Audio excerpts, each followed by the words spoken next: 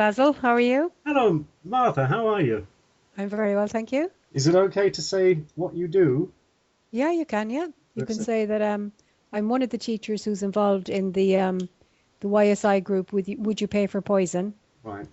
There's another two teachers that are involved, Veronica Hunt and William Nolan, and we've all played an important role in getting this campaign off the ground.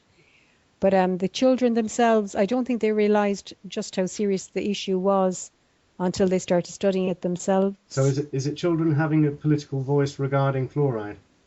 Yes, it is regarding fluoride, but I think this is just the beginning of their questioning of almost everything, because what they realized is that if you take things at face value, Mhm. then you really are not getting the true picture. I haven't. So I think it's instead you see a lot of education today is, the exams and everything. It's just based on rote learning, whereas this project has taught them how to be able to think for themselves and to be able to critically analyze the findings that they came across. Yeah, critical thinking. Okay, I'm going to just count in and then I'm going to let you go. You just say what you like. I'll try and pop in when I can. Okay, three, two, one. Infowars Wexford. I'm talking to Martha Brassil, a secondary school teacher. Um, Now, Martha, you were saying to me, children having a political voice. Yes, I think it's very important that children are aware of what this political system is about, and for feeling that they have the ability to actually bring about change themselves. Hmm. Because for the most part, I suppose they feel that it's the adults are doing things for them, but the students, once they reviewed the information on the fluoride issue, Yes. they realized that you just can't take information at face value. You've got to look behind the scenes and see who's benefiting from what, Right. because for the most part, it will be money driven. Mm. And Yeah. I think some of the kids said to me, they said that doing this project on, raising awareness of the fluoride issue and trying to get it out of Ireland, that it's destroyed their innocence in some ways, because it's shattered their belief that the adults that were going before them had their best interests at heart. And they can't understand why our generation didn't question this whole mandatory fluoridation of the water supply. Well, it's shocking for adults, isn't it? It is shocking, but you see, the thing is, for the most part, what I've found is that when people are confronted with bad news or Mm.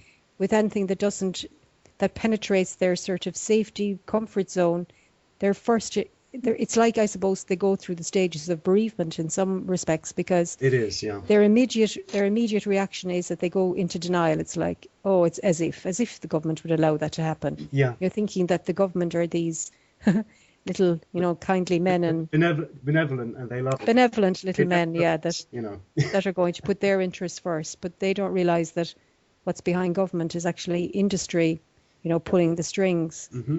And so that can be a problem, really, Okay. when you Yeah. actually no, sorry, getting back to they go into the stage of denial, and then after a while, because this will now be our third public meeting on Thursday, Hmm. it's like people are beginning to open up. It's like we've kept chiseling away at their mentality, and all of a sudden now people are saying, oh, can we have more information about this, or where did you get that study? Can you email that study onto me? Yeah. I want to look at these test results. But what's most alarming for us is that we're going to look at the levels of fluoride that people are ingesting on a daily basis, because the HSE continue with their mantra that fluoride is safe at 1 part per million. Hmm. But if a person is using dental products, and if they're using non-organic vegetables, Hmm. because fluoride is a large part of pesticides, and if they're ingesting foods that are processed using hydrofluoric acidic water that we have in our water supply, Yes. then they're just ingesting far more than is safe for them. So I don't think this has been taken into account at all. And And also, yeah. you see, the thing is, the HSE are continuing to, give this mantra because they are basing their ideology on the government stance on fluoridation. Hmm. I mean, it cannot be good for you. The kid that we've shown the students a DVD of chemifloc coming into the Irish reservoirs and dumping the toxic waste in. And I think that was that had a huge impact on them, because they liked to believe that, chemists were giving in little pharmaceutical drops of fluoride, but it isn't. It was a massive truck, full of this industrial waste that was being pumped into the water. And that was quite frightening, actually. I mean, it's great what you're doing with the children. I mean, they have to learn that you have to question everything. Yeah. You can't. I mean, we're not bound to trust anybody, government, media, or anything else. You should question everything, and you should use critical thinking. So it's great. Yes. It's great what you're doing there. Yeah. Well, the students have really got on board and have supplied a lot of their ideas as well, because they're raising funds now this week. They're doing a raffle so that they can pay for the bus to get to Dublin, and then we're going to use some of the money to test other foodstuffs. Yes. But they hope to persuade the ministers that politics should be about ethics and morals. So if it is about ethics and morals, then they would feel ethically and morally obliged to enlighten our European counterparts that they are receiving contaminated Irish goods as part of our export trade. So I think the only way, being quite honest, that fluoride will get out of Ireland is if the government are lobbied by big business to get it out. Mm-hmm.